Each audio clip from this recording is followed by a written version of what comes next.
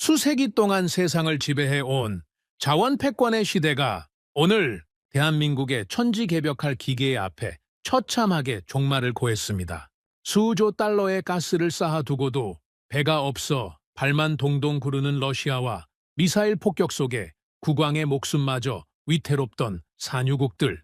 그들이 절망의 끝에서 매달린 건 오직 단 하나. 대한민국이 50년간 피땀으로 빚어낸 무불 위치한 절대 기술뿐이었습니다. 러시아의 자존심을 꺾고 중동의 하늘을 호령하는 한국의 위상 앞에 전 세계 최강 제국들이 굴복하며 원유를 바치고 있습니다. 강대국들의 콧대를 싹 다 꺾어버리고 세계 경제의 명줄을 쥔 대한민국의 신의 한 수, 그리고 최고의 반정극까지 지금부터 저랑 한번 들여다보시죠. 그럼 시작하겠습니다. 그 전에 잠깐 1초 만에 누를 수 있는 좋아요 버튼을 꾹 눌러주시면 영상 제작에 아주 큰 힘이 됩니다. 그럼 바로 시작하겠습니다. 상황 보고하십시오. 호르무즈 해협 완전 봉쇄, 아시아행 원유 수송 전면 중단, 피해 예상국은 한국, 일본, 인도. 특히 한국은 원유 수입 의존도가 90% 이상입니다. 저는 자리에서 일어나며 말했습니다. 그렇다면 가격을 올려라. 지금이 기회다. 25년간 에너지로 세계를 움직여온 저 드미트리 볼코프에게 그날은 축제와 같았습니다. 그런데 바로 그날 한국에서 도저히 이해할 수 없는 일이 벌어졌습니다. 한국 땅에 있던 기름이 한국을 떠나고 있었던 겁니다. 설명을 드리겠습니다. 저는 러시아 모스크바 출신입니다. 가즈프롬에서 수출 전략을 총괄했고 유럽 15개국에 가스를 공급하는 계약을 직접 설계한 사람이죠. 제가 사인 한번 하면 유럽의 난방이 꺼졌습니다. 제가 고개를 끄덕이면 공장이 돌아갔죠. 에너지는 거래가 아닙니다. 통제입니다. 저는 그렇게 믿고 살아왔습니다. 그런 제 앞에 호르무즈 봉쇄 소식이 들어온 겁니다. 이란이 움직였습니다. 미국과 이스라엘이 이란 핵시설을 타격했고 이란은 즉각 보복에 나섰습니다. 호르무즈 해협에 기뢰를 깔았습니다. 미사일 기지를 가동했죠. 전 세계 원유 수송의 핵심 통로가 하루아침에 막혀버린 겁니다. 수석 분석관이 보고를 올렸습니다. 아시아행 원유 수송 70%가 이 해협을 통과합니다. 전면 차단 시 글로벌 유가는 단기간에 40% 이상 급등할 것으로 봅니다. 저는 물었습니다. 유럽은? 대체 공급선이 있습니다.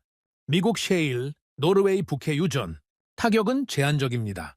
그렇다면 가장 취약한 곳은 한국입니다. 원유 수입 의존도 90% 이상, 비축유만으로는 석 달을 버티기 어렵습니다. 저는 웃었습니다. 솔직히 말씀드리겠습니다. 그때 저는 웃었습니다.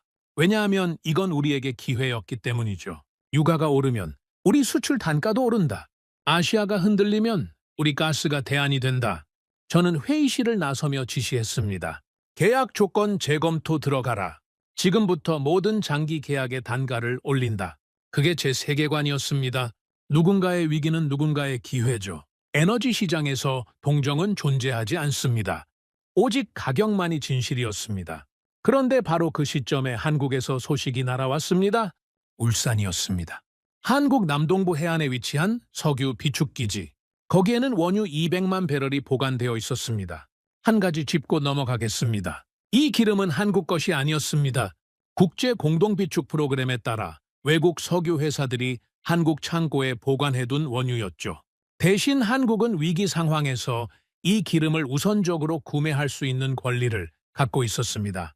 계약서가 있었습니다. 우선 구매권도 명시되어 있었죠. 그런데 전쟁이 터지자 상황이 완전히 뒤집어졌습니다. 보고가 올라왔습니다. 울산 비축기지에서 이상 움직임이 포착됐습니다. 무슨 움직임인가?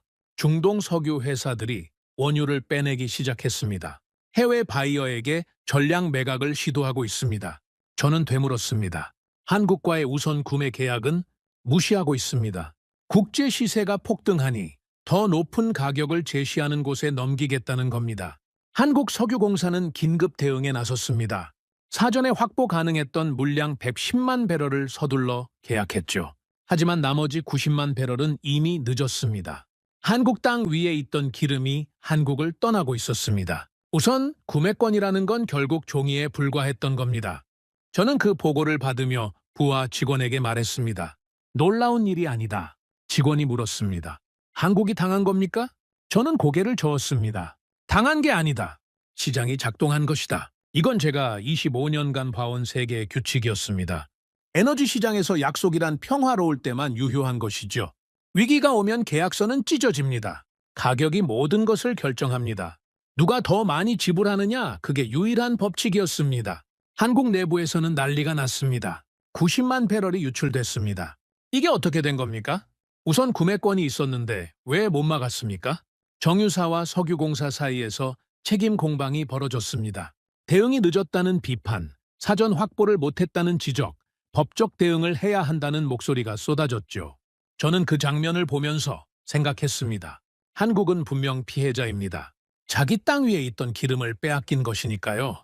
하지만 이 세계에서 피해자라는 단어는 아무런 의미가 없습니다. 가격 앞에서 계약은 무력합니다.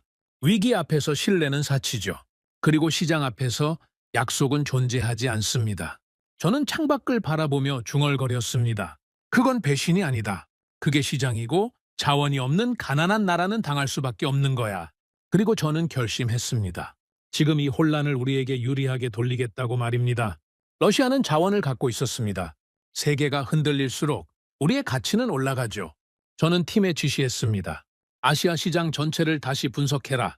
지금 가장 절박한 나라가 어디인지 찾아라. 그 나라에 우리 조건을 걸겠다. 직원이 조심스럽게 물었습니다. 한국도 대상에 포함합니까? 저는 잠시 생각했습니다. 그리고 답했죠. 한국은 자원이 없다. 기술이 있다고 하지만 그건 언제든 대체 가능하다. 포함할 필요 없다. 이게 그때 저의 판단이었습니다.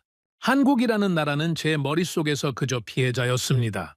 자원도 없고 에너지도 없고 위기 앞에서 속수무책인 나라. 동정할 수는 있지만 파트너로 볼 이유는 없었죠. 하지만 여러분, 이 판단이 얼마나 어리석은 것이었는지 저는 곧 깨닫게 됩니다. 그날 이후 세계 에너지 시장은 완전히 다른 방향으로 움직이기 시작했습니다. 그리고 그 중심에는 제가 무시했던 바로 그 나라가 서 있었습니다. 한국이었습니다. 저는 그때 몰랐습니다. 자원을 가진 자가 세계를 지배하는 시대가 끝나고 있었다는 것을 말입니다. 그리고 그 끝을 만든 나라가 한국이라는 것을 저는 상상조차 하지 못했습니다. 먼저 움직이는 쪽이 이긴다고 저는 늘 믿어왔습니다. 그런데 한국은 움직이지 않았습니다. 막고 있었죠. 기름을 빼앗기고 시장에 배신당하고 세계에서 가장 취약한 위치에 놓여 있었습니다. 그런 나라가 어떻게 이 이야기의 주인공이 되었는지 지금부터 말씀드리겠습니다. 저는 한국을 무시했습니다. 이 말을 지금 하는 이유가 있습니다. 제가 얼마나 오만했는지를 여러분께 솔직히 보여드려야 이 이야기의 끝이 제대로 전달되기 때문이죠. 돌아가겠습니다. 제 이야기부터 하겠습니다. 저는 러시아 모스크바에서 태어났습니다. 가즈프롬에 입사한 건 28살 때였죠. 처음에는 말단 분석가였습니다. 유럽 시장의 가스 수요를 예측하고 보고서를 올리는 게 전부였습니다. 하지만 저는 숫자가 아니라 구조를 봤습니다. 누가 가스를 필요로 하는가? 얼마나 절박한가? 대안은 있는가? 이 세 가지를 파악하면 가격은 우리가 정할 수 있었죠. 5년 만에 저는 수출 전략팀을 이끌게 됐습니다. 첫 번째 큰 계약이 기억납니다. 독일이었습니다. 당시 독일은 러시아 가스에 대한 의존도가 이미 40%를 넘기고 있었죠. 독일 측 협상 대표가 저를 만나서 말했습니다. 장기 계약을 원합니다. 안정적인 공급이 필요합니다. 저는 웃으며 답했습니다. 안정적인 공급을 원하신다면 안정적인 가격을 지불하셔야죠. 그게 시작이었습니다. 독일, 프랑스, 이탈리아, 폴란드, 체코. 유럽 15개국과의 가스 공급 계약을 제가 직접 설계했습니다. 계약서 한 장에 국가의 난방이 걸려 있었죠. 제가 펜을 내려놓으면 공장이 멈췄습니다. 제가 고개를 끄덕이면 도시에 불이 들어왔죠.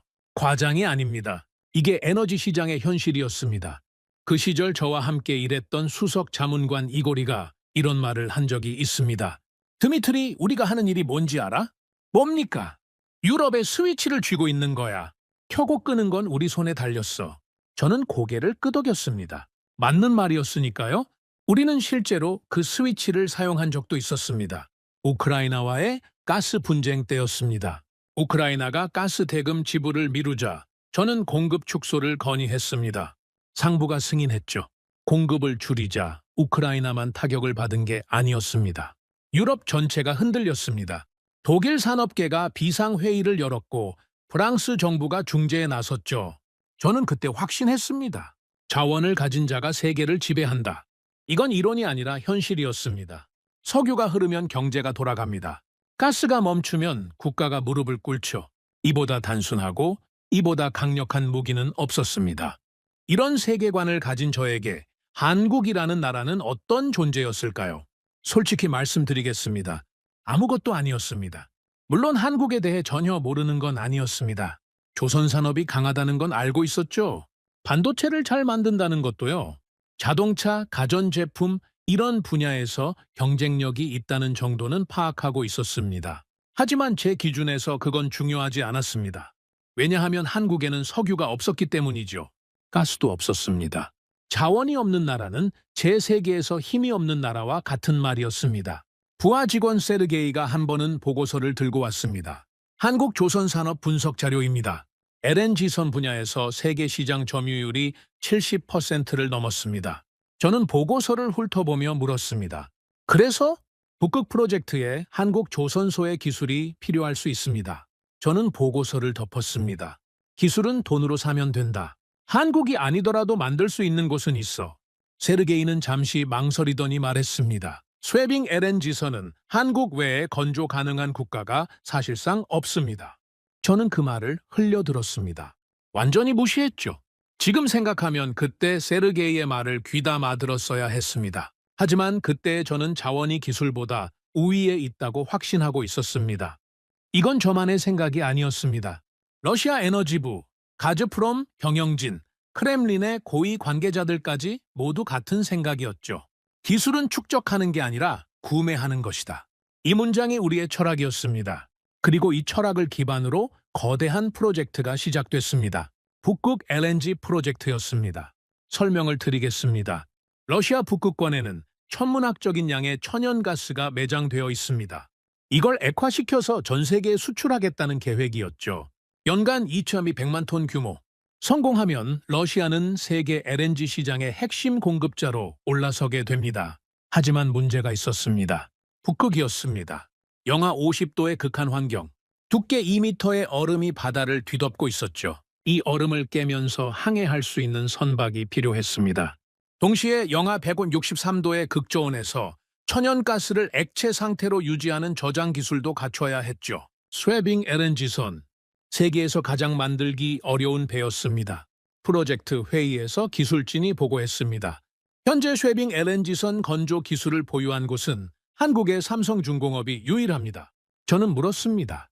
우리 조선소는 극동 지역에 조선 인프라가 있습니다만 이 수준의 선박을 건조한 경험은 없습니다. 그러면 한국에 발주하면 되지 않습니까?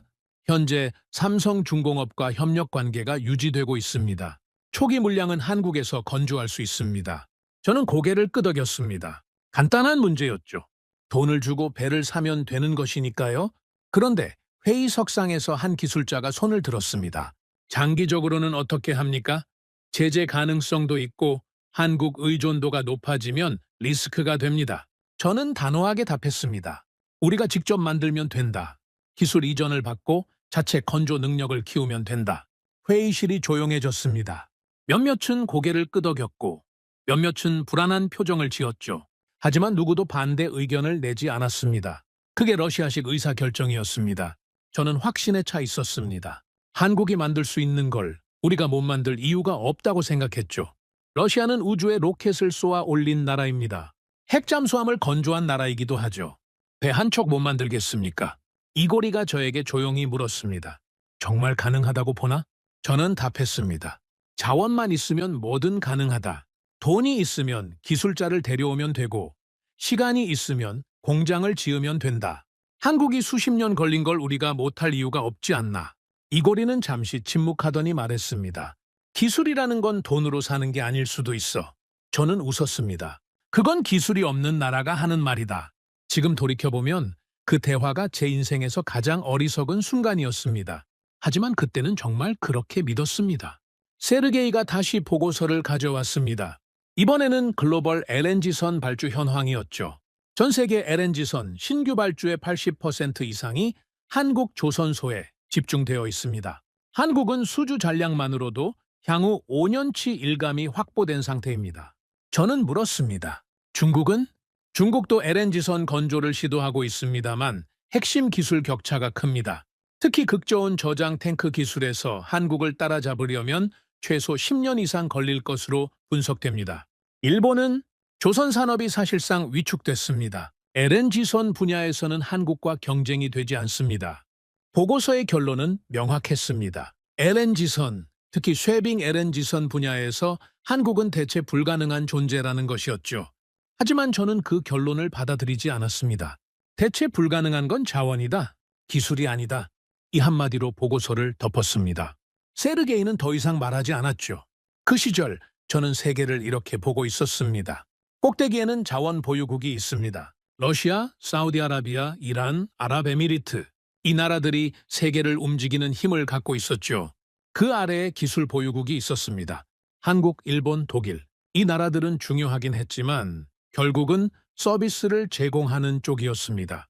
우리가 시키면 만들고 우리가 돈을 주면 납품하는 구조였죠. 적어도 저는 그렇게 믿고 있었습니다. 이고리가 퇴근길에 저에게 물었습니다.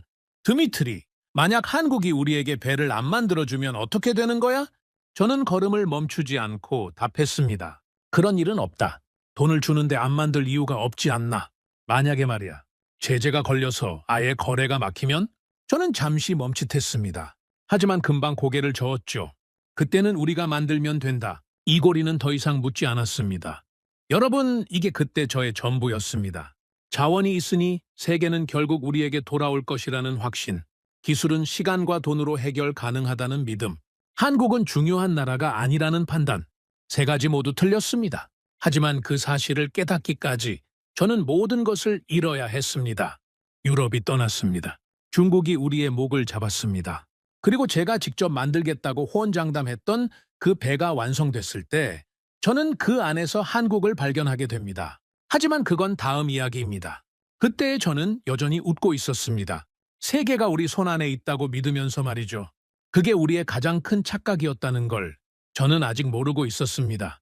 전쟁이 끝난 뒤 저는 확신했습니다. 러시아는 다시 일어설 것이라고 말입니다. 유럽이 등을 돌렸다는 소식을 처음 들었을 때 저는 웃었습니다. 솔직히 말씀드리죠. 코수슴이었습니다. 유럽이 우리 없이 겨울을 날 수 있다고? 수석 분석관이 조심스럽게 보고를 올렸습니다. 유럽연합이 러시아산 에너지 전면 제재를 공식 발표했습니다. 전면이라고? 가스, 원유 모두 포함입니다. 단계적 축소가 아니라 완전 차단을 목표로 하고 있습니다. 저는 팔짱을 꼈습니다. 겁을 주는 것이다. 실제로는 못 끊는다. 독일 산업이 우리 가스 없이 돌아갈 수 있겠나? 하지만 유럽은 진심이었습니다. 미국에서 셰일 가스가 쏟아져 들어왔습니다. 노르웨이가 북해 유전의 생산량을 최대로 끌어올렸죠. 카타르에서 LNG 수입 계약이 체결됐고 재생에너지 투자가 전례 없는 속도로 늘어났습니다. 독일이 먼저 움직였습니다. 러시아 가스 의존도를 55%에서 제로로 끌어내리겠다고 선언한 겁니다. 프랑스가 따라왔죠. 이탈리아, 폴란드, 네덜란드까지. 제가 직접 설계했던 15개국 공급 계약이 하나씩 무너져 내렸습니다. 보좌관이 물었습니다. 대응 방안을 세워야 하지 않겠습니까? 대응할 필요 없다. 겨울이 오면 돌아온다. 그런데 겨울이 왔습니다. 그리고 유럽은 돌아오지 않았습니다. 처음에는 불편했을 겁니다. 가격이 올랐을 것이고 난방비가 치솟았겠죠. 하지만 유럽은 그 고통을 감수했습니다. 러시아에 다시 손을 내미느니 차라리 비용을 지불하겠다는 것이었습니다. 그제야 저는 깨달았습니다. 이건 경제적 판단이 아니었습니다. 정치적 결단이었죠. 유럽은 러시아와의 에너지 관계를 영구적으로 끊기로 결심한 겁니다. 회의실에 침묵이 흘렀습니다. 분석관이 숫자를 읊었습니다. 유럽향 가스 수출량, 전년 대비 80% 감소, 원유 수출은 60% 하락. 현재 추세가 유지될 경우 유럽 시장은 사실상 소멸한 것으로 봐야 합니다. 소멸. 그 단어가 회의실 안에 묵직하게 내려앉았습니다. 저는 25년간 유럽에 에너지를 팔아왔습니다. 그게 제 일이었고 제 존재 이유였죠. 유럽의 난방을 켜고 끄는 스위치를 쥐고 있다는 사실. 그게 저에게는 권력이었습니다. 그 스위치가 사라진 겁니다. 유럽이 스스로 전원을 내리고 다른 콘센트를 찾아 떠났습니다. 저는 스위치를 들고 서 있었지만 연결된 곳은 아무 데도 없었죠. 하지만 저는 무너지지 않았습니다. 아직 카드가 남아 있었기 때문입니다. 중국이었습니다. 중국이 대량 구매를 시작했습니다. 보고를 받는 순간 저는 의자 등바디에 몸을 기대며 안도했습니다. 받는가? 시장은 사라지지 않는다. 고객이 바뀔 뿐이다. 중국은 러시아 원유를 빨아들이기 시작했습니다. 파이프라인을 통해 유조선을 통해 매달 수백만 배럴의 에너지가 동쪽으로 흘러갔죠. 수치만 보면 완벽했습니다. 유럽을 잃었지만 중국이라는 새로운 고객이 그 빈자리를 채워주고 있었습니다. 매출은 유지됐고 수출량은 회복 궤도에 올랐죠. 다행입니다. 중국이 받아주고 있습니다. 직원들의 표정에 안도가 번졌습니다. 하지만 저는 뭔가 이상하다는 걸 느꼈습니다. 숫자가 맞지 않았기 때문이죠. 수출량은 회복됐는데 수익이 왜 이 모양인가? 재무 담당이 입을 열었습니다. 단가가 하락하고 있습니다. 얼마나? 국제 시세 대비 20%에서 시작해서 현재 30% 이상 할인된 가격에 납품하고 있습니다. 30%라고? 최근 계약건은 37.5% 할인입니다. 37.5%. 저는 그 숫자를 듣는 순간 손에 쥐고 있던 펜을 내려놓았습니다. 이건 거래가 아니었습니다. 생각해 보십시오. 우리가 기름을 팔고 있었습니다. 맞습니다. 하지만 가격을 정하는 건 우리가 아니었죠. 중국이 얼마를 주겠다고 하면 우리는 그 가격에 넘겨야 했습니다. 왜냐하면 다른 곳에 팔 수가 없었기 때문입니다. 유럽은 문을 닫았습니다. 일본은 제재에 동참했죠. 동남아는 물량이 작았습니다. 결국 대규모로 러시아 에너지를 사줄 수 있는 나라는 단 하나뿐이었습니다. 중국이었죠. 판매자는 하나, 구매자도 하나. 그런데 판매자에게는 선택지가 없고 구매자에게는 대안이 있었습니다. 중동에서도 아프리카에서도 미국에서도 에너지를 살 수 있었죠. 하지만 우리는 중국에만 팔 수 있었습니다. 이게 무슨 뜻인지 아시겠습니까? 가격 결정권이 완전히 넘어간 겁니다. 중국은 이 구조를 정확히 이해하고 있었습니다. 협상 테이블에 앉을 때마다 한마디를 던졌죠. 더 깎아라. 그리고 우리는 깎았습니다. 더 깎아라. 또 깎았죠? 거절할 수 없었습니다. 거절하면 그 물량은 아무 데도 갈 곳이 없었기 때문입니다. 파이프라인은 이미 동쪽을 향해 깔려 있었고 유조선은 중국 항구로만 움직이고 있었죠. 우리는 스스로 출구를 하나로 만들어버린 겁니다. 보좌관이 보고했습니다. 시베리아의 흰 파이프라인을 통한 가스 수출도 같은 구조입니다. 중국이 단가를 계속 낮추고 있습니다. 거부하면 대안이 없습니다. 해당 라인은 중국만 연결되어 있습니다. 저는 그 순간 자리에서 일어나 창밖을 바라봤습니다. 모스크바의 하늘은 회색이었습니다. 저는 25년간 이 도시에서 세계를 움직인다고 믿었습니다. 에너지를 무기로 쓰고 공급을 조절해서 국가들을 압박했죠. 유럽 정상들이 저에게 전화를 걸어 가스 공급을 요청하던 시절이 있었습니다. 그런데 지금은 우리가 전화를 걸고 있었습니다. 중국에게 말입니다. 더 사달라고, 제발 물량을 늘려달라고 말이죠. 그때 또 다른 보고가 올라왔습니다. 인도 수입량이 감소하고 있습니다. 이건 예상하지 못한 타격이었습니다. 인도는 중국 다음으로 러시아 원유를 많이 사가던 나라였습니다. 제재에도 불구하고 꾸준히 수입을 늘려왔죠. 저는 인도를 두 번째 보험이라고 생각했습니다. 중국에만 의존하면 위험하니 인도가 균형추 역할을 해줄 거라고 기대했던 겁니다. 왜 줄이고 있는가? 인도가 수입선을 다변화하고 있습니다. 중동과 아프리카에서 더 유리한 조건을 제시받고 있는 것으로 파악됩니다. 인도마저 떠나고 있었습니다. 저는 회의 테이블에 양손을 짚고 물었습니다. 지금 우리 에너지를 대량으로 사주는 나라가 어디인가? 침묵이 흘렀습니다. 중국뿐입니까? 사실상 그렇습니다. 저는 눈을 감았습니다. 25년 전 저는 유럽 15개국에 에너지를 팔았습니다. 15개의 고객이 있었죠. 가격을 올려도 조건을 바꿔도 그들은 울며 겨자 먹기로 받아들여야 했습니다. 왜냐하면 대안이 마땅치 않았기 때문이죠. 그런데 지금은 정확히 반대가 되어버렸습니다. 고객이 하나뿐인 상황에서 그 하나가 가격을 깎으라고 할 때 우리가 할 수 있는 건 아무것도 없었습니다. 유럽에게 했던 것을 이제 중국이 우리에게 하고 있는 겁니다. 웃기지 않습니까? 무기로 쓰던 에너지가 이제는 짐이 되었습니다. 파이프라인은 있지만 가격을 정할 수 없었죠. 유저는 쉬지 않고 뿜어내지만 그 기름의 가치는 남이 정했습니다. 우리는 자원 대국이었습니다. 하지만 그 자원의 가격표를 쓰는 건 중국이었죠. 한 가지 더 말씀드리겠습니다. 이건 단순한 할인이 아니었습니다. 구조적 종속이었죠. 중국은 우리에게서 싸게 산 원유를 자국 정유 시설에서 가공한 뒤 국제 시세에 맞춰 되팔았습니다. 우리가 37% 깎아준 그 차액, 그게 고스란히 중국의 이익이 된 겁니다. 우리는 원자재를 헐값에 넘기고 중국은 그걸 가공해서 이윤을 챙겼습니다. 어디서 많이 본 구조 아닙니까? 식민지 시대의 무역 구조와 다를 게 없었죠. 재무 담당이 조용히 말했습니다. 이 추세가 계속되면 에너지 수출 수익만으로는 국가 예산을 유지하기 어렵습니다. 저는 아무 말도 하지 않았습니다. 할 수 없었습니다. 그날 밤 저는 사무실에 혼자 앉아 있었습니다. 책상 위에는 보고서가 쌓여 있었죠. 유럽 시장 상실 보고서, 중국 할인율 추이 분석, 인도 수입량 감소 추정치. 전부 나쁜 소식뿐이었습니다. 저는 혼자 중얼거렸습니다. 우리는 자원을 가졌다. 맞습니다. 러시아는 세계 최대 에너지 보유국 중 하나죠. 천연가스 매장량 세계 1위, 원유 생산량 세계 3위. 숫자만 보면 흠잡을 데가 없었습니다. 그런데 왜 이 꼴인가? 대답은 간단했습니다.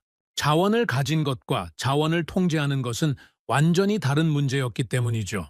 우리는 가스를 가지고 있었지만 그 가스를 누구에게 얼마에 팔지를 결정하지 못했습니다. 기름을 퍼올리고 있었지만 그 기름의 가치를 스스로 매기지 못했죠. 파이프라인은 있었지만 그 파이프라인이 향하는 곳은 단 한 곳뿐이었습니다. 우리는 고객을 잃었습니다. 그리고 가격을 잃었습니다. 결국 우리가 가진 건 땅속에 묻힌 자원뿐이었죠. 그 순간 제 안에서 무언가가 갈라지기 시작했습니다. 25년간 저를 지탱해온 믿음, 자원을 가진 자가 세계를 지배한다는 그 확신에 처음으로 금이 갔습니다. 하지만 저는 그때까지도 인정하지 않았습니다. 이건 일시적인 문제라고, 제재가 풀리면 다시 돌아올 거라고 스스로를 설득했죠. 그런데 여러분, 진짜 충격은 이 다음에 찾아왔습니다. 유럽을 잃고 중국에 끌려다니고 인도마저 떠나가는 그 와중에 저는 한 가지를 떠올렸습니다. 우리에게는 아직 마지막 카드가 남아있었죠. 북극이었습니다. 러시아 북극해 아래에는 천문학적인 양의 천연가스가 매장되어 있었습니다. 그걸 꺼내서 LNG로 만들어 전 세계에 팔면 유럽도 필요 없고 중국 눈치도 볼 필요가 없었죠. 파이프라인에 묶이지 않는 바다를 통한 자유로운 수출, 그게 북극 LNG 프로젝트였습니다. 이것만 성공하면 된다.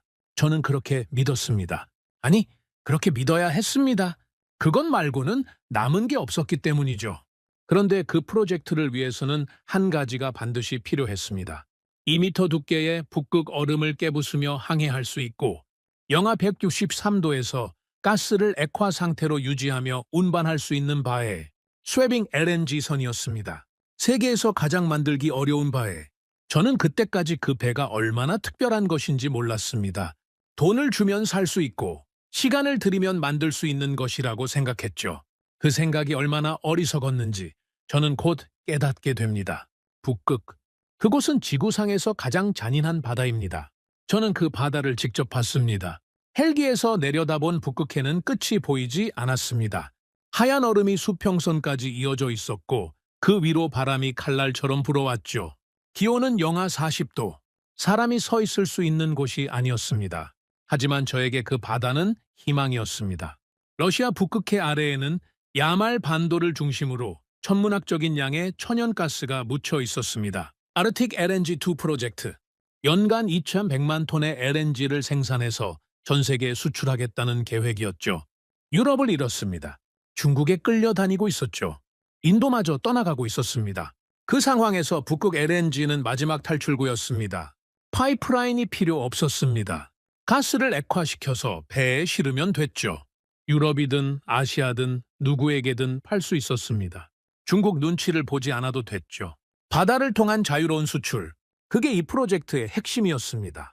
하지만 한 가지 조건이 있었습니다. 그 가스를 실어 나를 배가 필요했습니다. 보통 배가 아니었죠. 수석 기술관이 설명했습니다. 북극 항로는 일반 선박으로 운항이 불가능합니다. 최소 2m 두께의 얼음을 스스로 깨면서 항해할 수 있어야 합니다. 그게 전부인가? 아닙니다. LNG 저장 온도는 영하 173도입니다. 이 온도를 항해 내내 유지해야 하죠. 외부는 영하 4세비도, 내부는 영하 163도. 이 온도차를 견디면서 얼음을 깨부수는 배를 만들어야 합니다.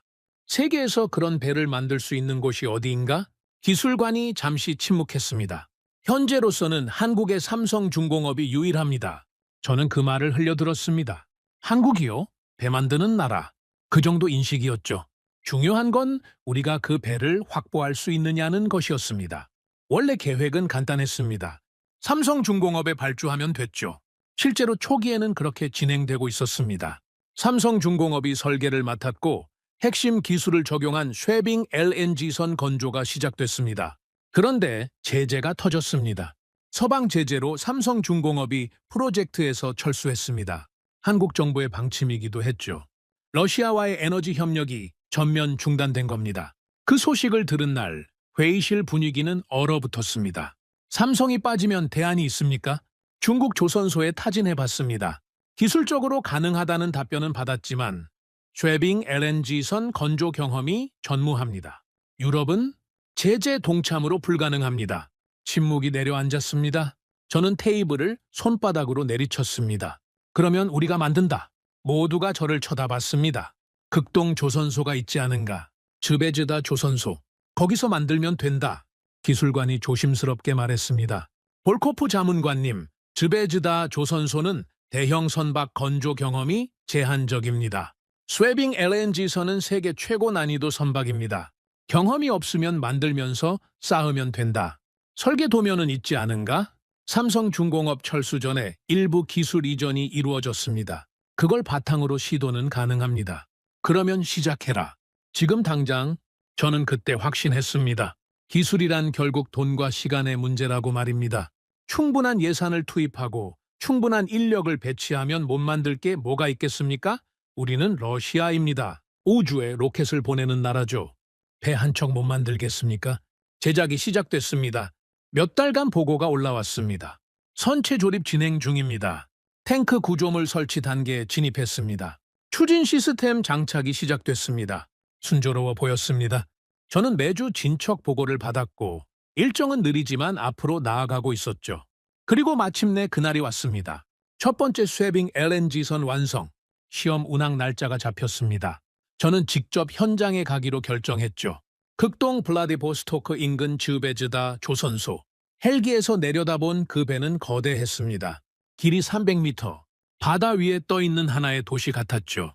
선체는 두꺼운 강철로 덮여 있었고 선수 부분은 얼음을 깨기 위해 날카롭게 설계되어 있었습니다. 착륙 후 저는 조선소장에게 물었습니다. 완벽한가? 조선소장이 답했습니다. 시험 운항을 마쳤습니다. 2m 얼음 쉐빙 능력 확인 완료. LNG 탱크 극저온 유지, 정상 작동. 그러면 성공인가? 성공입니다. 러시아 자체 기술로 완성한 쉐빙 LNG선입니다. 주변에서 박수가 나왔습니다. 기술진들이 웃었고 관계자들이 악수를 나눴죠. 저도 미소를 지었습니다. 드디어 해냈다고 생각했습니다. 그런데 저는 박수를 치지 않았습니다. 왜냐하면 저는 보고서만 읽는 사람이 아니기 때문이죠. 25년간 에너지 분야에서 일하면서 배운 것이 하나 있습니다. 겉모습을 믿으면 안 된다는 것이었습니다. 숫자를 믿으면 안 됐죠. 직접 눈으로 확인해야 했습니다. 저는 조선소장에게 말했습니다. 배를 열어보겠다. 열어본다는 게 무슨 뜻입니까? 내부를 직접 확인하겠다는 뜻이다. 기관실부터 탱크 구조, 추진 시스템, 배관까지 전부. 조선소장의 표정이 살짝 굳었습니다. 하지만 거절할 수는 없었죠. 저는 자문관이었으니까요. 기술진 3명이 동행했습니다. 저는 선체 내부로 들어갔습니다. 좁은 통로를 지나 기관실에 도착했죠. 처음에는 아무것도 이상하지 않았습니다. 거대한 엔진이 자리를 잡고 있었고 배관이 사방으로 뻗어 있었죠. 금속의 냄새, 기름의 냄새, 익숙한 조선소의 풍경이었습니다. 그런데 기관실 벽면에 부착된 장비 하나가 눈에 들어왔습니다. 명판이 붙어 있었습니다. 저는 가까이 다가가서 읽었습니다. 러시아어가 아니었습니다. 한국어였습니다. 저는 기술관에게 물었습니다. 이건 뭔가? 추진 시스템 핵심 부품입니다. 어디서 만든 건가? 기술관이 잠시 망설였습니다. 한국입니다. 저는 고개를 끄덕이고 다음으로 넘어갔습니다. 부품 하나쯤은 수입할 수 있죠. 모든 걸 자체 생산하는 나라는 없으니까요. 그런데 이상한 점은 그 다음부터였습니다. LNG 저장 탱크로 이동했습니다. 영하 163도를 견뎌야 하는 극저온 저장 시스템. 이게 이 배의 심장이었죠? 탱크 구조를 살폈습니다. 설계 도면과 대조했죠. 이 탱크 구조는 누가 설계한 건가? 원 설계는 삼성중공업에서 이전받은 것입니다. 이전받았다고? 그러면 우리가 수정한 부분은? 기술관이 입을 다물었습니다. 수정한 부분이 있느냐고 물었다. 기본 설계를 그대로 적용했습니다. 수정할 역량이 부족했습니다.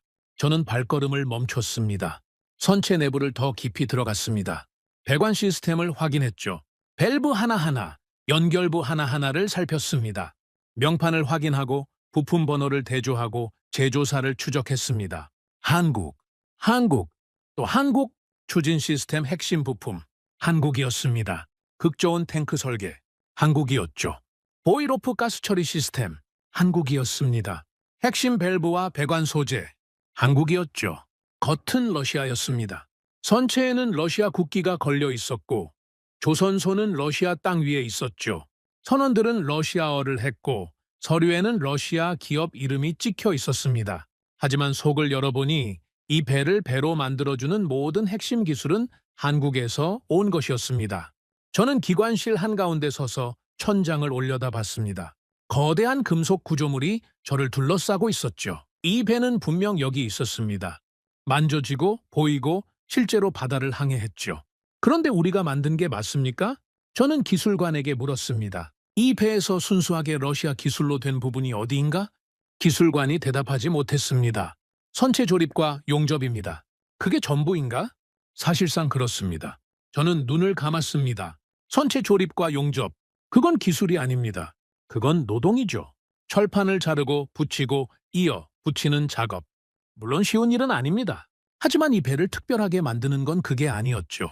영하 163도에서 가스가 새지 않게 잡아두는 탱크 기술, 2m 얼음을 깨면서도 선체가 버틸 수 있는 구조 설계, 극한 환경에서 멈추지 않는 추진 시스템, 그게 이 배의 진짜 가치였습니다.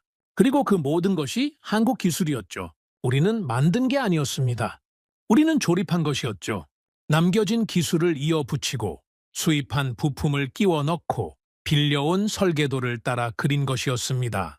그걸 두고 자체 기술이라고 박수를 친 겁니다. 저는 갑판으로 올라왔습니다. 차가운 바람이 얼굴을 때렸죠. 눈앞에 북극해가 펼쳐져 있었습니다. 회색 바다 위로 얼음 조각들이 떠다니고 있었죠. 조선소장이 다가왔습니다. 자문관님, 어떻게 보셨습니까? 저는 한참을 말하지 않았습니다. 그리고 입을 열었죠. 추가로 몇 척이 더 필요한가?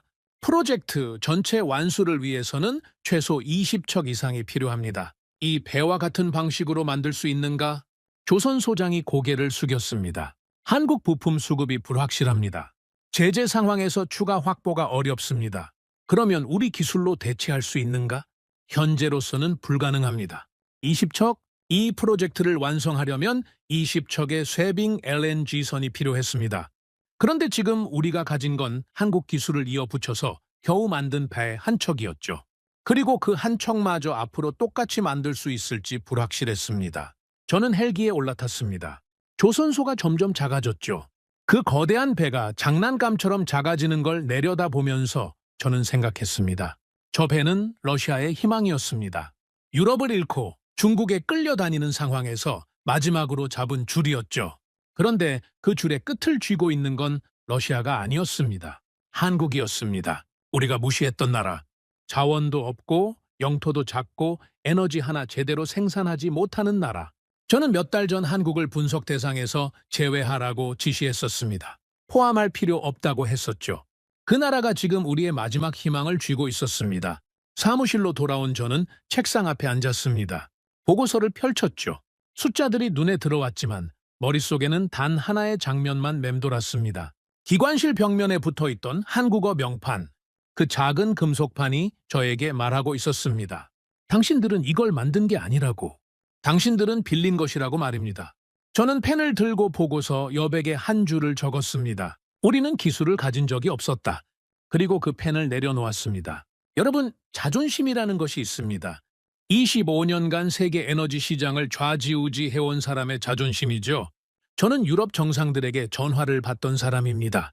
가스 밸브를 잠그면 한 나라의 겨울이 바뀌는 그런 위치에 있던 사람이었죠. 그런 제가 인정해야 했습니다. 배 한 척 제대로 못 만든다는 사실을 말입니다. 그날 밤 저는 오래 잠들지 못했습니다. 머릿속에서 한 가지 질문이 계속 맴돌았죠. 기술이란 대체 무엇입니까? 저는 평생 자원이 힘이라고 믿어왔습니다. 석유와 가스를 가진 자가 세계를 지배한다고 확신했죠. 하지만 그 자원을 꺼내고 옮기고 팔 수 있게 만드는 건 기술이었습니다. 그리고 그 기술은 돈으로 살 수 없는 것이었죠. 삼성중공업이 수십 년간 쌓아올린 조선 기술, 수천 번의 시행착오, 수만 명의 기술자가 평생을 바쳐 만들어낸 축적의 결과물. 그걸 도면 몇 장 받아서 따라 만들 수 있다고 생각한 건 오만이었습니다. 기술은 복제가 아닙니다. 축적이죠. 그리고 그 축적은 하루아침에 이루어지지 않습니다. 시간이 필요합니다. 실패가 필요하죠. 그 실패를 견디고 다시 일어서는 끈기가 필요합니다. 러시아에는 자원이 있었습니다. 하지만 그 끈기는 없었죠. 저는 새벽녘의 창밖을 바라봤습니다. 모스크바의 불빛이 멀리서 깜빡이고 있었죠. 이 도시는 여전히 화려했습니다. 하지만 그 화려함의 기반이 흔들리고 있었습니다. 유럽을 잃었습니다. 중국에 끌려다니고 있었죠. 그리고 이제 기술마저 없다는 걸 확인한 겁니다. 우리에게 남은 건 무엇이었습니까? 땅속에 묻힌 가스, 시추공에서 뿜어져 나오는 원유. 하지만 그걸 세상 밖으로 꺼낼 수 없다면 그 자원은 돌과 다를 게 없었습니다. 저는 그날 아침 출근하면서 한 가지 결심을 했습니다. 한국을 제대로 들여다보겠다고 말입니다. 그 작은 나라가 대체 어떻게 이 기술을 만들었는지, 왜 세계에서 유일하게 이 배를 만들 수 있는지 저는 그걸 알아내야 했습니다. 무시가 아니었습니다. 호기심도 아니었죠. 두려움이었습니다. 저는 한국을 조사하기 시작했습니다. 두려움 때문이었습니다. 그 배의 기관실에서 본 한국어 명판이 머릿속에서 떠나지 않았죠. 잠을 자도 보였고 눈을 감아도 보였습니다. 저는 자료를 모았습니다. 보고서를 쌓았죠. 한국 조선 산업에 관한 모든 것을 파헤치기 시작했습니다. 그리고 파헤칠수록 저는 더 깊은 수렁에 빠져들었습니다. 기술관을 불렀습니다. 쇠빙 LNG선이 왜 그렇게 만들기 어려운 건가? 나도 이해할 수 있게 정확하게 설명해라. 기술관이 자리에 앉으며 말했습니다. 이 배는 단순한 선박이 아닙니다. 세 가지 극한 기술이 하나의 선체 안에 동시에 들어가야 합니다. 세 가지? 첫 번째는 쉐빙 능력입니다. 2m 두께의 북극 얼음을 스스로 깨면서 항해해야 합니다. 선수 구조부터 선체 강도, 추진력까지 전부 극한 환경에 맞춰 설계돼야 하죠. 두 번째는 극저온 저장입니다. LNG는 영하 163도에서 액화 상태를 유지합니다. 이 온도가 조금이라도 올라가면 가스가 기화되죠. 항해 내내 이 온도를 정밀하게 유지하는 탱크 시스템이 필요합니다. 세 번째는 고출력 추진 시스템입니다. 얼음을 깨면서 30만 톤에 가까운 선체를 밀고 나가야 합니다. 일반 선박의 추진력으로는 불가능하죠. 그리고 이 세 가지가 서로 충돌하지 않도록 통합 설계가 이루어져야 합니다. 저는 되물었습니다. 충돌한다는 건 무슨 뜻인가? 쇠빙을 위해서는 선체가 단단해야 합니다. 하지만 극저온 탱크를 보호하려면 진동과 충격을 흡수하는 구조가 필요하죠. 단단함과 유연함을 동시에 만족시켜야 한다는 뜻입니다. 거기에 고출력 엔진의 열과 진동까지 더해지면 설계 난이도는 기하급수적으로 올라갑니다. 저는 팔짱을 꼈습니다. 그래서 결론이 뭔가? 우리가 이걸 자체적으로 해결할 수 있는가? 기술관이 고개를 숙였습니다. 솔직하게 말씀드리겠습니다. 현재 러시아 기술 수준으로는 이 세 가지 중 단 하나도 독자적으로 완성할 수 없습니다. 회의실이 조용해졌습니다. 단 하나도? 네, 단 하나도 못합니다. 저는 자리에서 일어났습니다. 창밖을 바라봤죠. 한참을 서 있다가 물었습니다. 그러면 세계에서 이 세 가지를 전부 해낼 수 있는 나라가 어디인가? 한국입니다. 정확히 말하면 삼성중공업과 한국가스공사를 중심으로 한 기술 생태계 전체입니다. 한국만 가능하다는 건가? 현재로서는 그렇습니다. 중국이 시도하고 있지만 핵심 기술은 한국에서 가져오고 있죠. 일본은 설계 능력은 있지만 대형 건조 경험이 부족합니다. 유럽은 조선 산업 자체가 축소됐고요. 저는 돌아서서 물었습니다. 왜 한국만 가능한 건가? 대체 뭐가 다른 건가? 기술관이 잠시 생각하더니 말했습니다. 시간입니다. 시간? 한국 조선 산업은 50년 넘게 쌓아올린 결과물입니다. 처음에는 일본 기술을 배웠죠. 그 다음에는 스스로 개량했습니다. 그리고 어느 순간 일본을 추월했고 지금은 누구도 따라올 수 없는 위치에 올라선 겁니다. 50년이라고? 네. 수만 명의 기술자가 수천 척의 배를 만들면서 실패하고 고치고 다시 만들기를 반복한 결과입니다. 이건 도면을 복사한다고 되는 게 아닙니다. 도면에 없는 것들이 있죠. 도면에 없는 것이라니? 용접공의 손 감각입니다. 배관 설계자의 경험적 판단이죠. 극저온 환경에서 금속이 어떻게 수축하는지에 대한 수십 년치 데이터. 이런 것들은 문서로 전달되지 않습니다. 현장에서 몸으로 익힌 것들이죠.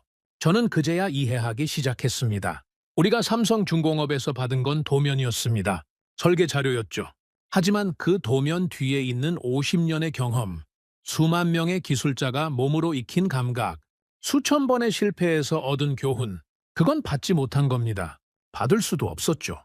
도면은 복사할 수 있습니다. 하지만 축적은 복사할 수 없습니다. 저는 의자에 다시 앉았습니다.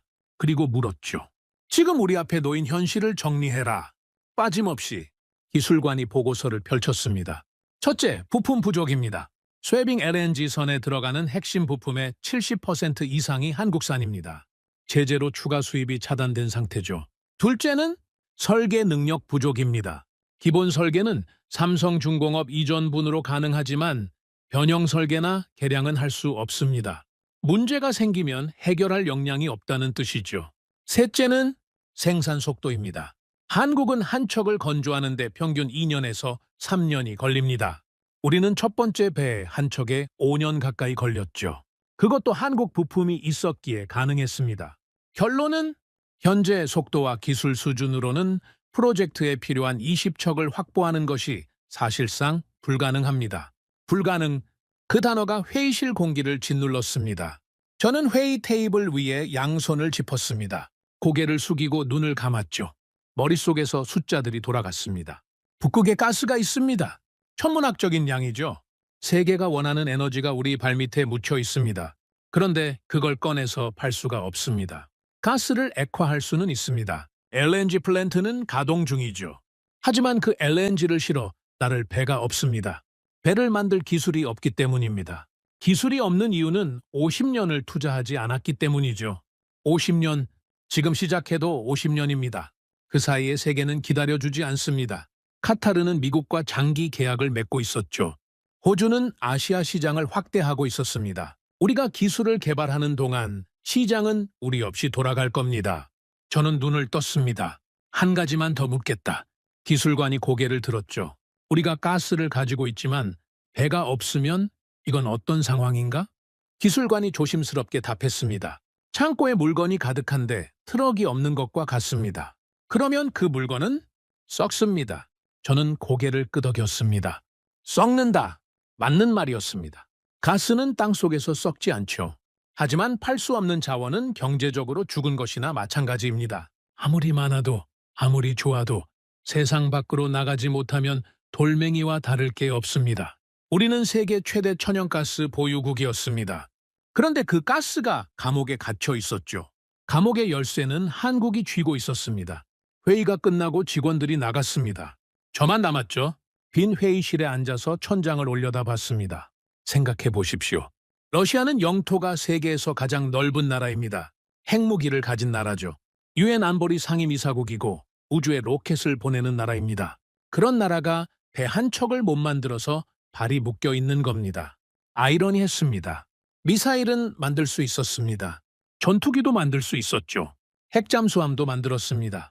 하지만 영하 백경 63도의 가스를 싣고 얼음 바다를 건너는 배, 그 배 하나를 만들지 못했습니다. 왜 그랬을까요? 답은 간단했습니다. 필요하다고 생각하지 않았기 때문이죠. 석유와 가스를 파이프라인으로 보내면 됐습니다. 유럽까지 관을 깔았고 중국까지 관을 뚫었죠. 배가 필요 없었습니다. 바다를 건너야 할 이유가 없었던 겁니다. 그래서 조선 기술에 투자하지 않았습니다. 배를 만들 인력을 키우지 않았죠. LNG 운반선 같은 건 돈 주고 사면 된다고 생각했습니다. 한국이든 일본이든 만들 수 있는 나라에 발주하면 그만이었죠. 그런데 그 나라가 문을 닫아버리면 어떻게 됩니까? 바로 지금 이 상황이 된 겁니다. 50년간 쌓지 않은 대가를 한꺼번에 치르고 있는 것이죠. 저는 그날 저녁 한 가지 자료를 더 요청했습니다. 한국 조선소들의 현재 수주 현황을 가져와라. 다음 날 아침 보고서가 올라왔습니다. 저는 첫 페이지를 펼치고 숫자를 읽었죠. 세계 LNG선 수주량 중 한국이 차지하는 비율. 그 숫자를 보는 순간 저는 보고서를 내려놓았습니다. 압도적이었습니다. 한국조선소 3곳, 삼성중공업, 한화오션, HD현대중공업 이 3곳이 전 세계 LNG선 수주의 대부분을 차지하고 있었습니다. 스웨빙 LNG선은 말할 것도 없었죠. 사실상 한국 아니면 발주할 곳이 없는 상황이었습니다. 이건 독점이 아니었습니다. 독점이란 시장을 인위적으로 지배